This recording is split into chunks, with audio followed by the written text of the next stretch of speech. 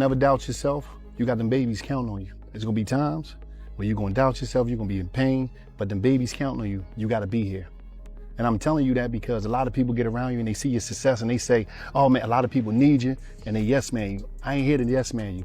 You know me, every time we connect, you know I got love for you. Not because I need you, I got love for you because you're a young cat and I was young, Gil was young. Live. And I'm telling you that because you see that love that lady gave, you see how you light up when I talk about your babies? Live. These people wanna laugh, they wanna joke, they wanna criticize. They don't know your pain, I don't know your pain. But I know one thing, them babies. Kodak Black, better known as Bill Capri, is a rapper from South Florida who has been issued an arrest warrant for alleged violations of his pre-trial release rules. When troopers stopped him for having expired tags and a license, they found more evidence on him, which is when the mugshot from his most recent arrest was taken. Following the news, his team began producing new music videos in an effort to capitalize on the hype. Songwriting such as Soleboy and Christopher. Columbus mayhem resulted from the situation.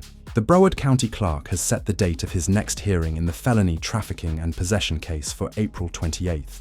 Following the official scheduling of Kodak Black's trial, it appears that the rapper will receive a prison sentence. Chatter between prosecutors and officials suggests Kodak won't get another chance, one of the witnesses wrote. The sentence will be there, but how long? The officer stated, "I'm not going to arrest you right now, but it's just temporary. Quickly get into the fish. I will allow you to leave this time even though I know your license has expired." For this violation, Kodak Black was initially arrested about a year ago. While awaiting trial, he was freed on bond and started making music about his situation. The strain is clearly causing him to have mental health problems. He had never truly experienced love, as he even disclosed in his most recent video. Doubt yourself, you got them babies counting on you. There's gonna be times where you're gonna doubt yourself, you're gonna be in pain, but them babies counting on you. You gotta be here. And I'm telling you that because a lot of people get around you and they see your success and they say, oh man, a lot of people need you, and they yes man you. I ain't here to yes man you. You know me, every time we connect, you know I got love for you. Not because I need you, I got love for you because you're a young cat and I was young, Gil was young. Live. And I'm telling you that because you see that love that lady gave, you see how you light up when I talk about your babies? Live. These people wanna laugh, they wanna joke, they wanna criticize. They don't know your pain, I don't know your pain. But I know one thing, them babies count. Kodak's song Soleboy has a clear connection to this. He just dropped 3 new tracks, each with a unique message. When I first heard Soleboy Kodak's raps, I began to cry. Since I miss my children and they must be wondering where their father has gone, I can't stop crying. He is expressing his emotions as he faces the fear of going to jail. Meanwhile, Wallow and Jilly, who are famous for their life lessons, gave Kodak some words of wisdom. Never doubt yourself. That group of kids is depending on you. I was on the and I was asleep in front of my family house, bro. That's it. I was on that drink, sleep in front of my people's house. But that ain't illegal. And that ain't illegal. So all that is just the process that it had to be in any other mud shot. The process that even though like bogus is plastered all over the internet. Then on top of that, it's like, bro, like, I'm Haitian. And then it's just like my era, bro, like, nah, like, man. Kodak's current problems have prompted others to try to reason with him, reminding him that his life is about more than himself. Kodak has 5 kids who are in desperate need of him, according to Google. He isn't allowed to see them, though, due to his recent behavior. In his latest single, "Mama, I need you to stop believing everything you see on the blogs," Kodak raps. "On Mars, I'm highway, so nobody can say anything negative about me."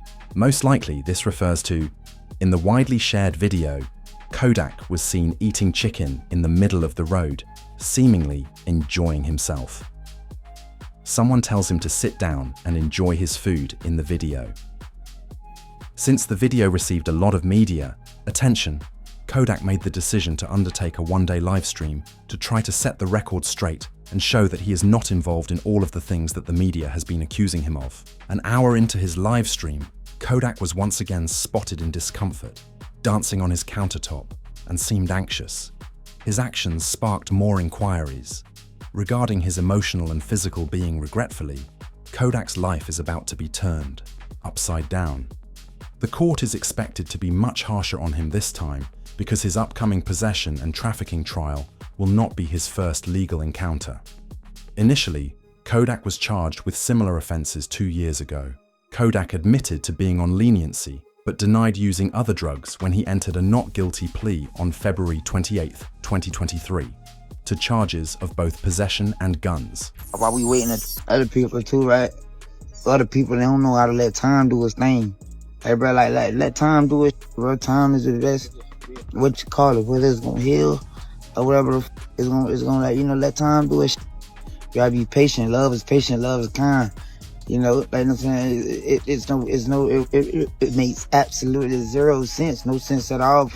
To try to approach the situation with any type of aggression. The whole world everybody on the amendment on your tune. Everybody again while we waiting, while we just down here waiting on one. 10. Shortly after his Instagram live, Kodak was arrested by the feds, who also took many items they found in his home. In order to reach a deal that sent Kodak to treatment instead of 2 years in prison, he recruited lawyer Brian Cohen after his arrest. In response to an arrest warrant for violating his pretrial parole, Kodak, whose real name is Bill Capri, handed himself in and appeared before a judge on Tuesday. According to the officials, he tested positive for drugs during a random test early in the month. Dissatisfied, Kodak Black told the judge that the situation was unjust and inappropriate, was in response to a pre-trial release technician's statement that he may have mistaken Kodak's sample for another patient's. Kodak asserted, "There's no way you tested positive. Using a hair sample, we can resolve that. It will clear me." In response to the alleged confusion, Judge Barbara Duffy requested the hair sample. Kodak, however, refused to do so. Rather to complete the 30-day stay at the Legacy Rehabilitation Center in order to meet the conditions for pre-trial release. Even though he had previously tried to make things better, Kodak would eventually repeat the same mistakes. This is what the prosecutors hoped to exploit, proving to the judge that Kodak's current behavior obviously warrants a long jail sentence or the implementation of long-term rehabilitation. The following materials will be presented before the court to illustrate the seriousness of the issue. First, Kodak's technology is highlighted. Mental health, particularly after seeing a widely circulated tweet that read, "I get really depressed every time I see Kodak because that man has 4 baby mamas and none of you avaricious women give a damn about him. How come you're not assisting him? Most likely, you're just waiting for him to pass away." Clearly offended by the remark, Kodak immediately went on Instagram Live to quote it, highlighting his fragile position. Hey, nah. Man, we worried about you. You don't look too healthy. And from the outside looking in, it's obvious that you're and I don't believe for one second you just doing for your own enjoyment. Nah. You trying to find something to fill up that void that's within your chest. See, I've been where you at right now. But by the grace of God, I'm clean. Them strongholds have been pulled down. Them chains are broken. So I'm qualified to talk about this. You got to make a decision, bro. You got too many people looking up to you. And from one father to another, got to set the right example for your son. This coming from somebody who genuinely cares. So if you come across this video, you want to sit at the table, break bread, man.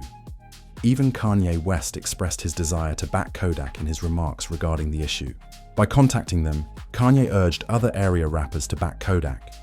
Now, since I believed Kodak was in Miami, I'm currently heading to Atlanta to conduct some work.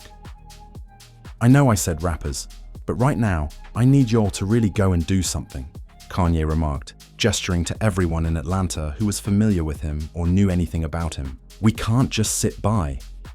It may sound like I'm giving up, but that's not the most essential thing. Speaking is how I express myself.